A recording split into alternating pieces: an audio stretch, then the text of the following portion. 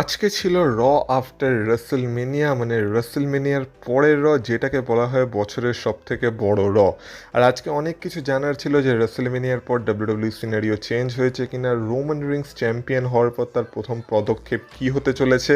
তাছাড়া নেটফ্লিক্স এই রটাকে এমনভাবে প্রমোট করছিল যেটা সব থেকে বড় হতে চলেছে, সব থেকে আনপ্রেডিক্টেবল হতে চলেছে।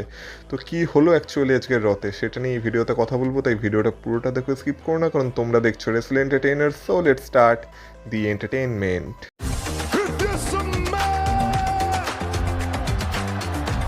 Acknowledge me. Acknowledge me. You there, sitting at home. Acknowledge me. আজকের শুরু হয়েছিল দ্য রুলার ওভা ফেমির সাথে, যেখানে ওভা ফেমির এন্ট্রেন্স হয়। সবাই তার এন্ট্রেন্সের সাথে ভাইব করতে থাকে। তারপর ওভা ফেমি রিংয়ে আসে, রিংয়ে এসে মাইক হাতে নিয়ে শুধু একটা কথাই বলে, দ্য রুলার হ্যাজ অ্যারাইভড। মানে সে যে ডাব্লিউডাব্লিউতে চলে এসেছে আর তার সময় শুরু হয়ে গেছে। আজকে সে শুধু সেইটুকু কথাই বলে আর তারপর নিজের পোস্ট করে সেখান থেকে চলে যায়।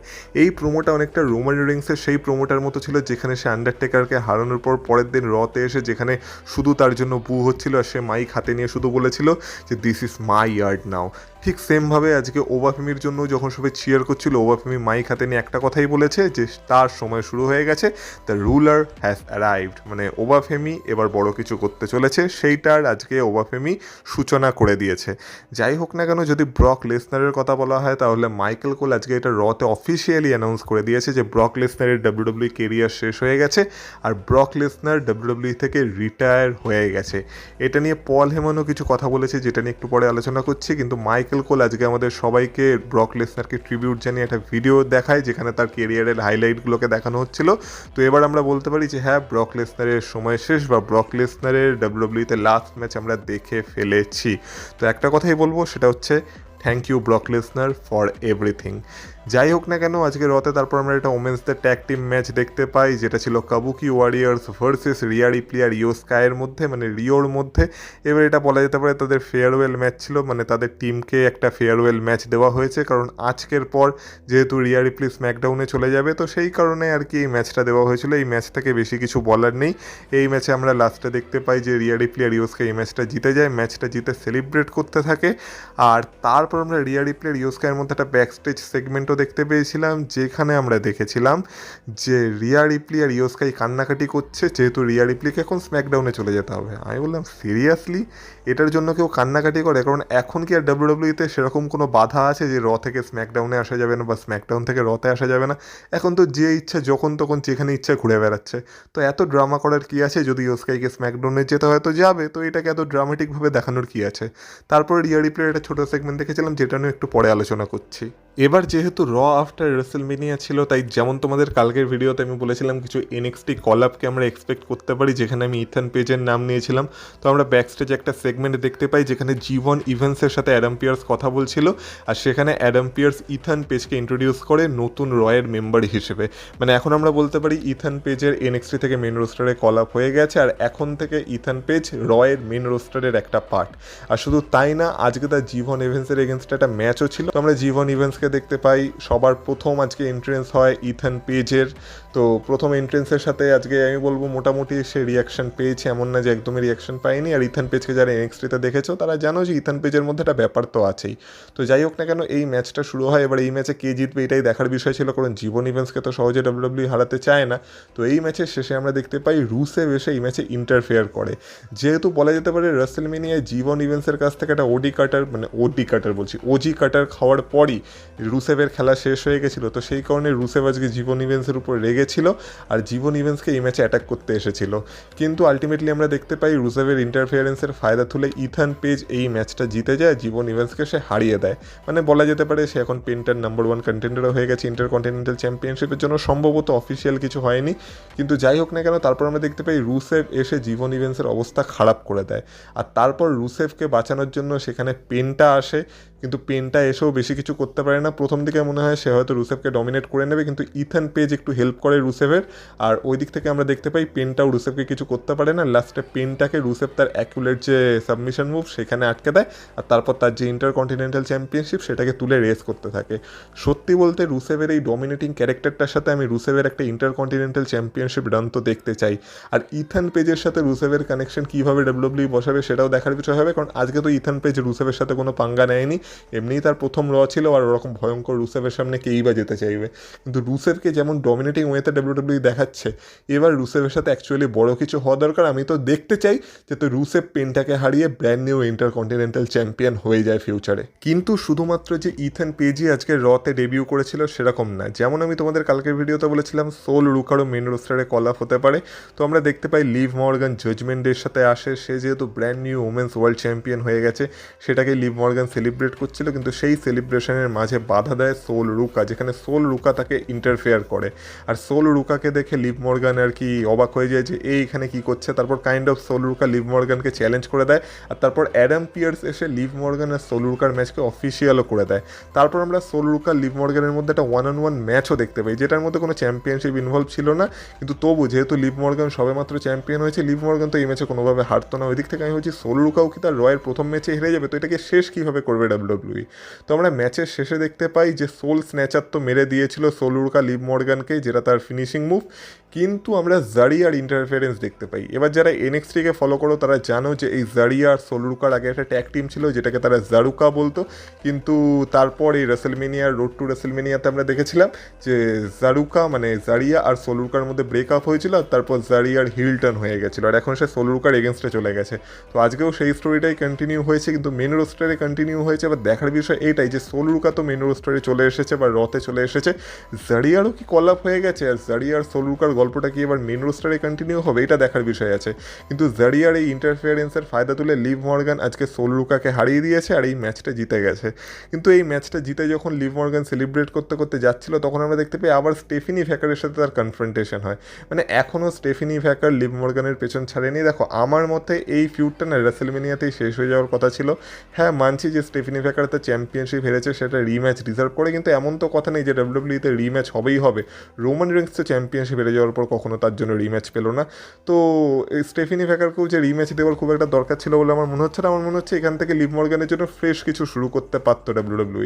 উল্টে আজকে ডাব্লিউডাব্লিউ পিএইচকে অডিয়েন্সের মধ্যে বসিয়ে রেখেছিল। আমার তো মনে হয় পেজের আজকে একটা প্রোমো সেগমেন্ট করানোর কথা ছিল হয়তো ডাব্লিউডাব্লিউর, বা করালে হয়তো ভালো হতো, যেখানে পেজ এসে এটা বলতে পারতো যে সে কেন আবার ডাব্লিউডাব্লিউতে ফিরলো, মানে সেটাকে এক্সপ্লেন করতে পারতো। হয়তো সেরকম কিছু স্ম্যাকডাউনে আমরা দেখতে পাবো, কিন্তু আমার মনে হয় আজকে রতে সেটা হলে ভালো হতো। আর পিএইচ তো আমার মনে হচ্ছে যে রেসেলমেনিয়াতে রিটার্ন না করে যদি র আফটার রেসেলমেনিয়া রিটার্ন করে ডিরেক্ট লিভ মর্গানকে চ্যালেঞ্জ করতো বা তার নেক্সট চ্যালেঞ্জার হতো, সেটা উল্টে আরও ভালো হতো। কিন্তু এখনও সেই স্টেফিনি ভ্যাকার আর লিভ মর্গানের স্টোরিটাকে কন্টিনিউ করছে। আমার মনে হয় এই স্টোরিটা ব্যাকলেশ অব্দি কন্টিনিউ হবে, কারণ ব্যাকলেশের জন্য আর বেশি দিন বাকি নেই, আর মাত্র 2 সপ্তাহ পরেই মানে 9th মে, যেটা আমাদের ভারতীয় সময় অনুযায়ী আমরা 10th মে ব্যাকলেশ দেখতে পাবো, যেটা হবে টেম্পা থেকে। তো হয়তো সেখানেই গিয়ে এদের ফিউড শেষ হবে। কিন্তু যেমন বলছিলাম আজকে আমরা রিয়া রিপ্লি আর লিভ মর্গানের মধ্যে ব্যাকস্টেজে একটা সেগমেন্ট দেখতে পাই, যেখানে তাদের মধ্যে একটা ছোটোখাটো কনফ্রন্টেশন হয়, আর দুজনই দুজনকে বলে যে তারা একে অপরকে দেখে নিতে চলেছে ফিউচারে। তো এদের মধ্যে আমরা ফিউচারে হয়তো কোনো একটা অ্যাঙ্গেল দেখতে পাবো, সম্ভবত ক্রাউন জুয়েলে, যেখানে আর কি চ্যাম্পিয়ন ভার্সেস চ্যাম্পিয়ন ম্যাচ হয়, সেটার জন্য ডাব্লিউডাব্লিউ এখন থেকেই বিল্ড করার চেষ্টা করছে, যা ইচ্ছা হতে পারে। কিন্তু আজকে লিভ মর্গান এইভাবেই আর কি তার নতুন চ্যাম্পিয়নশিপ র্যাঙ্কে শুরু করেছে, যেটা আমি বলবো আরও বেটার হতে পারতো, কিন্তু কি আর করা যাবে, যেটা হয়েছে সেটা হয়ে গেছে। এবার জাজমেন্টের কথা যখন হলোই, তখন আজকে আমরা ফিন ব্যালারকেও দেখতে পেয়েছিলাম, আর ফিন ব্যালারের সাথে আজকে জেডি ম্যাকডোনার ম্যাচ ছিল। যেহেতু জেডি ম্যাকডোনাকে ফিন ব্যালার ভরসা করেছিল, আর সেই ভরসাটাও জেডি ম্যাকডোনা ভেঙে দিয়েছিল, সেই কারণে আর কি ফিন ব্যালার ডমিনিকের সাথে তো হিসাব নিকাশ বুঝে নিয়েছে, কিন্তু এবার জেডি ম্যাকডোনার সাথে তার আর কি হিসাব বাকি ছিল। আর আজকে ফিন ব্যালারকে দেখে মনে হচ্ছিল সেই 2016 সালের ফিন ব্যালার আবার ফিরে এসেছে। বিশ্বাস হচ্ছে না, এই দুটো ফটোকে পাশাপাশি দেখো, কেউ বলবে যে ফিন ব্যালার একটু হলেও চেঞ্জ হয়েছে। তো আবার সেই পুরনো ফিন ব্যালারকে দেখে ভালো লাগছিল। আর তার জেডি ম্যাকডোনার সাথে ম্যাচ ছিল, সেই ম্যাচে তো ফিন ব্যালার জিতে যায়, কারণ এই মুহূর্তে ফিন ব্যালারের কাছে মোমেন্টাম আছে। কিন্তু ম্যাচের শেষে এসে আমরা দেখতে পাই ডমিনিক আবার ফিন বেলারকে অ্যাটাক করতে চলে আসে। তো আমি একটা কথাই বলবো যে অনেক হয়ে গেছে, এবার এই জাজমেন্টের থেকে ফিন বেলারকে আলাদা করা হোক বা ফিন বেলারের জন্য নতুন কিছু ভাবা হোক, ওই অনেক হয়ে গেছে জাজমেন্টের অ্যাঙ্গেল। তবু আমি জেডি ম্যাকডোনাল্ডের সাথে একবারের জন্য ফিউড দেখতে রাজি আছি, কিন্তু আমি আর চাই না যে ডমিনিক আর ফিন বেলারের মধ্যে কিছু হোক, কারণ রাসেলমেনিয়াতে অলরেডি ডিমন ডমিনিককে হারিয়ে দিয়েছে। ডিমন ফিন বেলার ডমিনিককে হারানোর পর আমার মনে হয় না ডমিনিক আর ফিনের মধ্যে আর কিছু বেঁচে থাকা দরকার বলে। যদি ডাব্লিউডাব্লিউ জেডি ম্যাকডোনাল্ড ফিন বেলারের ফিউডকে ফিউচারে কন্টিনিউ করতে চায়, I am okay with it. But যদি আবার ডমিনিকের মাঝখানে এনে আবার ডমিনিক আর নর্মাল ফিন বেলারের ম্যাচ করানোর কথা ডাব্লিউডাব্লিউ ভাবে, আমার মনে হয় সেটা একটা স্টুপিডিটি হয়ে যাবে। আমার মনে হয় এদের গল্প রাসেলমেনিয়াতেই শেষ করে দেওয়া ভালো হতো, বা অলরেডি যেটা হয়ে গেছে সেটাকে আবার এগিয়ে সেটাকে এবার মেনে নিয়ে এগিয়ে চলাই ভালো। কিন্তু আমার কথায় আর কী বা আসে যাবে, দেখা যাক ডাব্লিউডাব্লিউ কীভাবে তাকে মনে পড়লো। আজকে আমরা আবার ভিশনকে দেখতে পেয়েছিলাম, যেখানে পল হেমন, লোগান পল আর অস্টিন থিওরি এসেছিল। পল হেমন সবাইকে ভালো মতো ইন্ট্রোডিউস করে, আর তারপর পল হেমন ব্রক লেসনারকে নিয়েও একটা কথা জানিয়েছে, আর ডাব্লিউডাব্লিউর প্রোডাকশন টিমকে বলেছে যে ডাব্লিউডাব্লিউর যে ইন্ট্রোটা হয় দেন নাও ফর এভার, সেখানে ব্রক লেসনারের ভিডিও আমরা নাওতে দেখতে পাই। আর পল হেমন বলেছে যে তোরা এত স্টুপিড কেন, ব্রক লেসনার নাও না, ব্রক লেসনারের লেগেসি ফর এভারে যাওয়া উচিত। তাই ব্রক লেসনারের ভিডিওকে নাও থেকে সরিয়ে ফর এভারে অ্যাড করতে বলেছে। এখান থেকে পল হেমনও এটা ইনডিরেক্টলি বলেই দিয়েছে যে হ্যাঁ, ব্রক লেসনারের কেরিয়ার ডাব্লিউডাব্লিউতে শেষ, আর ব্রক লেসনার রিটায়ার হয়ে গেছে। তারপর শেষবারের মতো সে তার বিস্ট ব্রক লেসনারকে একবার ইন্ট্রোডিউস করে, সে ব্রক লেসনার এইভাবে, আর তারপর সে ইন্ট্রোডিউস করে ব্রন ব্রিকারকে, যেখানে সে বলে যে হ্যাঁ, গান্থার তাকে একটা ফেভার করেছে, যার জন্য গান্থার যেহেতু তাকে ফেভার করেছে তাই গান্থারও তার কাছে একটা ফেভার ও করে, আর সেটা সে গান্থারকে সময় হলে দেবে। কিন্তু রাসেলমেনিয়াতে যে সেথ রলিন্সের অবস্থা খারাপ করে দিয়েছে, আর যে কিনা ভিশনে আবার ফিরে এসেছে, তাকে আবার পল হেমন ইন্ট্রোডিউস করে, যেটা হচ্ছে ব্রন ব্রিকার বেরিয়ে আসে, আর ব্রন ব্রিকার বলে যে এটা সেম স্টেডিয়াম ছিল যেখানে আমি সেথ রলিন্সের এগেনস্টে গেছিলাম, আর আমি হয়ে গেছিলাম ব্র্যান্ড নিউ ভিশনের লিডার, আর আজকে আবার সেম স্টেডিয়াম থেকে সব কিছু শুরু হচ্ছে, আর এবার আমি সেথ রলিন্সকে শেষ করতে চলেছি। কিন্তু এরই মাঝখানে আমরা দেখতে পাই সেথ রলিন্স সেখানে ইন্টারফেয়ার করে একটা চিয়ারের সাথে। সেথ রলিন্সকে দেখে সবাই অবাক হয়ে যায়। সেথ রলিন্স পেছন থেকে আসে, ব্রন ব্রিকারকে চিয়ার দিয়ে অ্যাটাক করে, তারপর পুরো ভিশনকে চিয়ার দিয়ে অ্যাটাক করে, কিন্তু নাম্বারস গেম সেথ রলিন্সের উপর ভারী পড়ে যায় যখন আমরা দেখতে পাই যে অস্টিন থিওরি আর লোগান পল মিলে সেথ রলিন্সের উপর অ্যাটাক করতে শুরু করে দেয়। কিন্তু যেমন বললাম আজকে র আফটার রাসেলমেনিয়া ছিল, তাই কিছু রিটার্ন আমরা এক্সপেক্ট করতাম। তো আজকে স্ট্রিট প্রফিটসদের এখানে রিটার্ন হয়, আর স্ট্রিট প্রফিটস এসে অস্টিন থিওরি আর লোগান পলকে সেখান থেকে মারতে নিয়ে যায়। এখন রিংয়ে বেঁচে থাকে সেথ রলিন্স আর ব্রন ব্রিকার। কিন্তু সেথ রলিন্স আজকে ব্রন ব্রিকারের উপর অ্যাটাক করার চেষ্টা তো করেছিল, মনে হচ্ছিল সেথ রলিন্সের হয়তো আপার হ্যান্ড থাকতে পারে, কিন্তু আলটিমেটলি ব্রন ব্রিকার কাম ব্যাক করে। ব্রন ব্রিকার সেথ রলিন্সকে পরপর দুটো স্পিয়ার মেরে দেয়, আর তারপর সে সেথ রলিন্সকে ডমিনেট করে, আর এটা প্রমাণ করে দেয় যে এবার সে সেথ রলিন্সকে সহজে ছেড়ে দেবে না। ব্রন ব্রিকার ভার্সেস সেথ রলিন্সের ফিউড এবার অফিসিয়ালি এখান থেকে স্টার্ট হয়ে গেছে। এবার এটা দেখতে মজা আসবে যে এবার ব্রন ব্রিকার আর সেথ রলিন্স এই ফিউডটাই কী করতে পারে, কারণ রাসেলমেনিয়া তাদের বেশি গল্প দেখাতে পারবে না বলে, সময়ের অভাব ছিল বলে ফিউডটাকে কন্টিনিউ করেনি। আমরা রাসেলমেনিয়াতে তাদের মধ্যে ম্যাচও দেখতে পাইনি, কিন্তু এবার যখন ফিউডটা প্রপার কন্টিনিউ হচ্ছে বা শুরু হচ্ছে, তখন দেখা যাক এই ফিউডটায় ডাব্লিউডাব্লিউ আমাদের কী দেখাতে চলেছে। আর যদি কথা বলা হয় গান্থারের, যে গান্থার এবার কী করবে, তো ব্যাক স্টেজে আমরা একটা সেগমেন্ট দেখতে পাই যেখানে আমরা গান্থারকে দেখতে পাই, আর গান্থার বলেছিল যে আমি পল হেমনের কাছে সময় মতো ফেভারটা চেয়ে নেবো, আর সবাই আমাকে দেখতে চায় যে সে ওয়ার্ল্ড হেভিওয়েট চ্যাম্পিয়নশিপটা যেন আবার আমার কাছে চলে আসে। কাইন্ড অফ সে রোমান রিংসকে চ্যালেঞ্জ করতে যাচ্ছিল, কিন্তু তখনই তার সামনে চলে আসে LA নাইট, আর দেখে মনে হচ্ছে এবার LA নাইট আর গান্থারের মধ্যে ফিউচারে কোনো একটা প্রোগ্রাম চলতে শুরু করবে, বা এবার নেক্সট গান্থারের জন্য যে ওয়েট করছে সেটা হচ্ছে LA নাইট। এবার এদের মধ্যে ডাব্লিউডাব্লিউ কী দেখাতে চলেছে সেটার জন্য আমাদের আরও কিছু সপ্তাহ ওয়েট করতে হবে। দেখা যাক ব্যাকল্যাশে এই ম্যাচটা ডাব্লিউডাব্লিউ আমাদের আবার দেখায় কিনা। এছাড়া আজকে রতে আমরা best in the world CM পাঙ্ককেও দেখতে পেয়েছিলাম, যেখানে CM পাঙ্ক এসে সে যে রোমান রিংসের কাছে হেরেছিল সেটাকে স্বীকার করে। সে বলে যে হ্যাঁ, আমার রাত হয়তো ছিল না রাসেলমেনিয়া, আর আমি এটা স্বীকার করছি, আমি রোমান রিংসের কাছে হেরে গেছি। তাই বলে এইটা না যে আমি এখানে থেমে যাব, আমি আগেও থামিনি, আমি এখনও থামবো না, আমি বেস্ট ইন দ্য ওয়ার্ল্ড ছিলাম, আমি বেস্ট ইন দ্য ওয়ার্ল্ড আছি। আর হয়তো রাসেলমেনিয়া আমার রাত ছিল না, কিন্তু তবু আমি এখনও যেটা করছিলাম সেটাই করে যাব, কারণ কে বলতে পারে কখন আকাশ থেকে একটা চ্যাম্পিয়নশিপের অপরচুনিটি নিচে নেমে আসে। তো এই বলতে বলতে আমরা দেখতে পাই যে সেখানে কোডি রোডসও চলে এসেছিলো। এবার কোডি রোডস রোডস কী করতে এলো আমার মাথায় ঢুকলো না। আর সবাই তো বলছিল, মানে যেমন রিপোর্ট এসেছিলো আর কি, যে কোডি রোডস হয়তো অনেকদিন ডাব্লিউডাব্লিউর বাইরে থাকবে। কিন্তু আমি কালকের ভিডিওতে তোমাদের বলেছিলাম যে কোডি রোডস যতটা হার্ড বা যতটা টাফ, সেটা দেখে মনে হয় না কোডি রোডস বেশি দিন বাইরে থাকবে বলে। আমার তো মনে হচ্ছিলো যে স্ম্যাকডাউনেই হয়তো কোডি রোডস ফিরে আসবে, কিন্তু কোডি রোডস তো তার আগে ফিরে এসেছে, রতেই কোডি রোডস ফিরে এসেছে। আর সত্যি কথা বলতে আজকে তোমরা বলো যে কোডি রোডসের হাতে চ্যাম্পিয়নশিপটা দেখে কি মনে হচ্ছিল যে এটা একজন আনডিসপিউটেড ডাব্লিউডাব্লিউ চ্যাম্পিয়ন?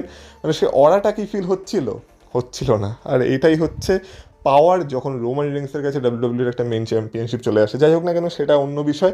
কিন্তু কোডি রোডস আজকে আসে, তার চোখের অবস্থা খুব খারাপ থাকে, সে রিংয়ে যায়, সিএম পাঙ্ক তার চোখকে চেক করে। আর তারপর কোডি রোডস সিএম পাঙ্ককে বলে যে তুই এত মানে চুপচাপ কেন, মানে এত শান্ত কীভাবে আছিস? তখন সিএম পাঙ্ক বলে, কেন তুই কী ভেবেছিলি যে আমি আজকে এসে কান্নাকাটি করবো বা আমি আজকে এসে পাগল হয়ে যাবো যে আমি কীভাবে হারলাম? ঠিক আছে, হতেই পারে, রেসেলমেনিয়া আমার রাত ছিল না, আমি হেরে গেছি, আমি তো এটা স্বীকার করছি। তো কোডি রোডস বলে যে আমি তো জিতেও আমার মনে হচ্ছে যে আমি যেন একটা লুজার। তখন সিএম পাঙ্ক বলে, ও তার মানে তুই কি চাস যে আমি লুজারের মতো ফিল করি? দেখ কোডি, তোর কাছে জিনিসটা কঠিন ছিল কারণ তুই তোর মেন্টারের এগেনস্টে ফাইট করছিলি, তাই তোর কাছে জিনিসটা হয়তো কঠিন ছিল। কিন্তু আমি তো আমার যে শত্রু তার এগেনস্টে ফাইট করছিলাম, আমি তার সেই যে লঙ্কার মালা সেটাকে গলায় পরিয়ে তাকে অপমানও করেছি। তো আমার কাছে ব্যাপারটা খুব ইজি ছিল। তো ঠিক আছে, আমার রাত সেটা ছিল না। আর রোমান রিংস আমার থেকে বেস্ট পারফর্ম করেছে রেসেলমেনিয়ায়, তো আমি হেরে গেছি। তো যদি সেইভাবে দেখা হয় তো হয়তো আমি লুজার, আর তুই র্যান্ডি অর্টনকে হারিয়ে দিয়েছিস, তাই তুই উইনার। কিন্তু কোনো ব্যাপার না, যেমন আমি বললাম যে আমি এখনও যেটা করছিলাম সেটাই করে চলবো, আমি আমার কাজ থামাবো না, যেমন আমি গ্রাইন্ড করছিলাম সেরকমই গ্রাইন্ড করবো। কারণ কে বলতে পারে কখন আকাশ থেকে একটা চ্যাম্পিয়নশিপের অপরচুনিটি টপকে পড়ে। আর এটা বলতে বলতে সে কোডি রোডসের টাইটেলের দিকে তাকিয়েছিল। আর তারপর সে যখন চলে যাচ্ছিল তখন কোডি রোডস পেছন থেকে ডেকে বলে, হে সিএম পাঙ্ক, তুই শুধু আমাকে জানিয়ে দিস কখন। মানে এটা তো আমরা কোডি রোডসের থেকে এক্সপেক্ট করেই থাকি, কারণ কোডি রোডস তো জানাই যায় ফ্রিতে তার চ্যাম্পিয়নশিপ অপরচুনিটি আর কি দান করার জন্য। তো সিএম পাঙ্ককেও সে বলে দিয়েছে যে ঠিক আছে, যখন সিএম পাঙ্কের মনে হবে সে কোডি রোডসকে চ্যালেঞ্জ করতে পারে, তো সিএম পাঙ্ক অবশ্যই কোডি রোডসকে চ্যালেঞ্জ করতে পারে। আর আমি এটাই বলছিলাম, দেখো কোডি রোডস স্ম্যাকডাউনে সুপারস্টার হয়ে রতে আসছে। আগের উইকে আমরা দেখেছিলাম সিএম পাঙ্ক রয়ের সুপারস্টার হয়ে স্ম্যাকডাউনে গেছিলো। তো স্ম্যাকডাউন র স্ম্যাকডাউন এটা তো চলতেই থাকে। তাহলে রিয়া রিপ্লি আর ইয়ো স্কাই ব্যাক স্টেজে এত কান্নাকাটি কেন করছিল, এটাই আমার মাথায় ঢুকলো না। যাই হোক না কেন, এইসব কথা বাদ দিয়ে এবার সোজা চলে আসা যাক আজকের রয়ের মেইন ইভেন্টের, যেখানে আমরা দেখতে পাই আমাদের brand new world heavyweight champion Roman রিংসকে। তো রোমান রিংস গাড়ি থেকে নামে, রোমান রিংসের কাঁধে ছিল ডাব্লিউডাব্লিউই ওয়ার্ল্ড হেভিওয়েট চ্যাম্পিয়নশিপ, আর সেইটা রোমান রিংসের কাঁধে আলাদাই লাগছিল। হয়তো তোমরা বলবে যে এ ব্যাটা তো রোমান রিংসের ফ্যান, এই কারণে তো রোমান রিংসের কথা বড় করে বলবে, কিন্তু অ্যাকচুয়ালি যেটা সত্যি সেটা সত্যি, রোমান রিংসের কাছে চ্যাম্পিয়নশিপটা আলাদাই একটা ফিল হচ্ছিল। তো রোমান রিংস আসে, ব্যাক স্টেজে আমরা দেখতে পাই উসোসদের সাথে রোমান রিংসের দেখা হয়, আর রোমান রিংস বলে যে তোরাও আমার সাথে চল। তো উসোস আর রোমান রিংস আমরা আমাদের সেই পুরোনো ব্লাড লাইনকে আবার দেখতে পাই, তাদের এন্ট্রেন্স হয়, তারা রিংয়ে যায়। আর তারপর রোমান রিংস পুরো লাস ভেগাসকে বলে তাকে অ্যাকনলেজ করতে। আর তারপর রোমান রিংস বলে যে আমি এখন চ্যাম্পিয়ন হয়ে গেছি, এবার আমাকে বিজনেস নিয়ে কথা বলতে হবে, কিন্তু তার আগে একটু ফ্যামিলি বিজনেস নিয়ে কথা বলা যাক। তখন সে জেউস আর জিমিউসোকে বলে যে দেখ, আমি দেখতে পাচ্ছি যে ইদানিং সবাই ব্লাড লাইনকে খুব অপমান করছে। দেখ, আমরা নিজেদের মধ্যে ইউনিক। আমি এখন ওয়ার্ল্ড হেভিওয়েট চ্যাম্পিয়ন, আর জেউসও তুই এখন ইট ম্যান হয়ে গেছিস, সবাই তোর সাথে ইট করে। তখন সবাই ইট করতে থাকে। রোমান রিংস বলে দেখ, এটা কিন্তু ইনক্রেডিবল, কিন্তু তবু আমি দেখতে পাচ্ছি কি যে 90-এর দশকের কোনো র্যাপার এসে তোকে অপমান করে চলে যাচ্ছে। এগুলো কেন হচ্ছে জানিস? কারণ আমরা ব্লাড লাইন, কিন্তু এখন আমরা আলাদা আলাদা আছি। মানে সে তার নিজের হাতের আঙুলের দিকে মানে দেখিয়ে বলে যে এখন আমরা আলাদা আলাদা আছি, কিন্তু আমাদের একটাই কাজ এখন করতে হবে, সেটা হচ্ছে আমাদের এই আলাদা আলাদা আঙুলগুলোকে একজোট করে একটা মুঠো বানাতে হবে। মানে আমাদের আবার একসাথে আসতে হবে, যাতে আমাদেরকে আর কেউ অপমান না করতে পারে, আর আমরা আমাদের সেই পুরনো ব্লাড লাইনকে আবার ফিরে পাই, যারা কিনা 4 বছর ধরে এই কোম্পানিতে রাজ করেছিল বা ডমিনেট করেছিল। তো দেখ, আমি বলছি না যে তোরা আমার চাকরের মতো থাক যেমন তোরা আগে ছিলি, আমি শুধু চাই তোরা আমার ব্লাড হয়ে আমার পাশে থাক, আমার ফ্যামিলি হয়ে আমার পাশে থাক। তখন জিমিউসো বলে যে দেখো রোমান রিংস, আমরা আগেও বলেছি এখনও বলছি যে আমরা তোমাকে অ্যাকনলেজ করি, তুমিই আমাদের ট্রাইবাল চিফ। আর আরেকটা কথাও আমি বারবার বলি, সেটা হচ্ছে they are the twos and we the ones. এই বলে আমরা ব্লাড লাইনের রিউনিয়ন দেখতে পাচ্ছিলাম, কিন্তু তখনই সেখানে মিউজিক বেজে ওঠে জেকব ফাটুর। তো আরও একজন স্ম্যাকডাউনের সুপারস্টার যে রতে চলে এসেছে, কিন্তু কেন এসেছে সেটা নিয়েও আলোচনা করছি। তো জেকব ফাটু রিংয়ে আসে, আর জেকব ফাটুকে দেখে রোমান রিংস বলে যে অনেকদিন পর তোকে দেখলাম, তো আমার মনে হয় তুই এখানে দুটো কারণেই এসেছিস। এক, না হয় তুই আমাকে অ্যাকনলেজ করতে চাস। তখন জেকব ফাটু বলে একদমই না, আমি সেটা করতে এখানে আসিনি। তখন রোমান রিন্স বলে ঠিক আছে, তার মানে তোর এই টাইটেলটা দরকার। তখন জেকব ফাটু বলে যে I don't want that title, I need that title. মানে আমার এই টাইটেলটা যে শুধু চাই সেটা না, আমার এই টাইটেলটা এই মুহূর্তে দরকার আছে। কেন দরকার আছে? কারণ জেকব ফাটু আগেই এটা ক্লিয়ার করে দেয় যে দেখ, আমি এখানে ট্রাইবাল চিফ হতে আসিনি, কিন্তু হ্যাঁ, ট্রাইবাল চিফের কাছে যা যা আছে আমার সেই সব কিছু চাই।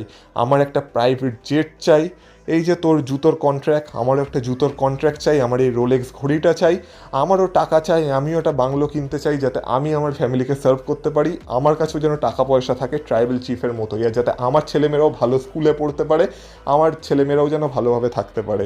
তো সেই কারণে যদি আমাকে তোর এগেনস্টেও যেতে হয়, আমি সেটাও যেতে রাজি আছি। তখন রোমান রিন্স বলে যে দেখ, তোর কথাটা ঠিক, আমিও চাই তুই সেই সব কিছু পা, কিন্তু ব্যাপার হচ্ছে যে ঠিক আছে মানলাম যে তুই হয়তো আমাকে হারিয়ে দিবি। মানে জেকব ফাটু রোমান রিন্সকে ব্যাকল্যাশের জন্য চ্যালেঞ্জ করেছিল, যে ব্যাকল্যাশে আর কি জেকব ফাটু রোমান রিন্সকে চ্যালেঞ্জ করতে চায়। তখনই রোমান রিন্স বলেছিল যে মানলাম ব্যাকল্যাশে হয়তো তুই আমাকে হারিয়ে দিবি, হ্যাঁ তুই সেটা করতেই পারিস, কিন্তু সেটা যদি হয় তাহলে তোর মধ্যে কি ক্ষমতা আছে এই টাইটেলের ওজনটাকে ক্যারি করার, বা এই টাইটেলের যে দায়িত্ব সেটাকে ক্যারি করার? সেই ক্ষমতা তোর মধ্যে আছে তো? আর যদি তার উল্টো দিকটা আমরা ভাবি, যে যদি তুই আমাকে হারাতে না পারিস তাহলে কি হবে? তাহলে তোর মধ্যে সেই ক্ষমতা আছে তো যে তুই আমাকে অ্যাকনলেজ করতে পারিস? তো এই বলে আমরা আবার আমাদের সেই পুরনো 2021-এ চলে যাই, যেখানে আমাদের মনে রাখতে হবে যখন রোমান রিন্স আনডিসপিউটেড চ্যাম্পিয়নশিপ জিতেছিল, ইউনিভার্সাল চ্যাম্পিয়নশিপ জিতেছিল আর কি, তখন সবার প্রথমে তাকে মেন চ্যালেঞ্জ করতে, বা তার যে প্রপার ফিউড হয়েছিল সেটা হয়েছিল জে উসোর এগেনস্টে, যেটা ছিল একটা ফ্যামিলি ফিউড। আর আবার একটা ফুল সার্কেল মোমেন্ট কমপ্লিট হচ্ছে, যেখানে রোমান রিন্সের কাছে আবার চ্যাম্পিয়নশিপ চলে এসেছে, আর একজন ফ্যামিলি মেম্বারই তাকে সবার প্রথমে চ্যালেঞ্জ করতে এসেছে। মানে সেই ব্লাড লাইন সাগা আমরা আবার দেখতে পাচ্ছি, সেই পুরোনো দিন আবার ফিরে এসেছে।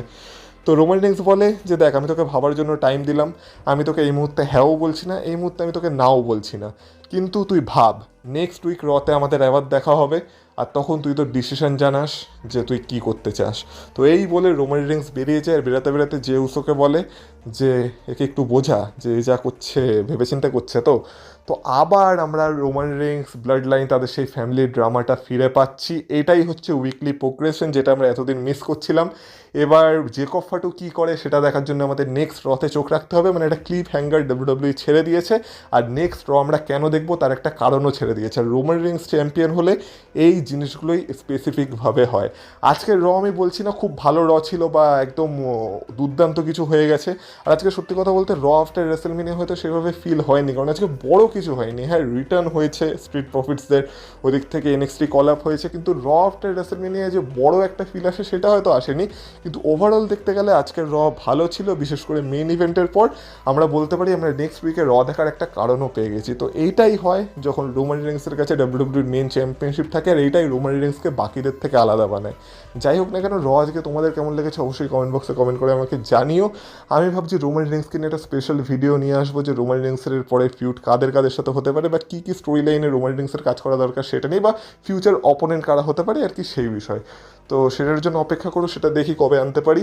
বাকি যদি চ্যানেলে নতুন হয়ে থাকো চ্যানেলটাকে প্লিজ সাবস্ক্রাইব করে দিয়েছো, এই ভিডিওটা একটা লাইক করে দিয়েছো। যদি ভিডিওটা তোমাদের ভালো লেগে থাকে তো আমাকে ফেসবুক আর ইনস্টাগ্রামে ফলো করতে চাইলে তার লিঙ্ক পেয়ে যাবে তোমরা এই ভিডিও ডিসক্রিপশনে, তো সেখান থেকে তোমরা আমাকে ফলো করে আসতে পারো। তোমাদের গুরুত্বপূর্ণ মতামত কমেন্ট বক্সে কমেন্ট করে বলো আমাকে। তার সাথে সাথে কমেন্ট বক্সকে একটু সোয়াইপ করলে একটা হাইপ পেয়ে যাবে, মানে হাইপ বাটন পেয়ে যাবে, সেই হাইপ বাটনে ক্লিক করে ভিডিওটাকে হাইপ করে দিও, পারলে বন্ধুদের সাথে শেয়ার করে দিও। আর তোমাদের সাথে কথা হবে আবার পরের ভিডিওতে, ততক্ষণ তোমরা ভালো থেকো, টাটা।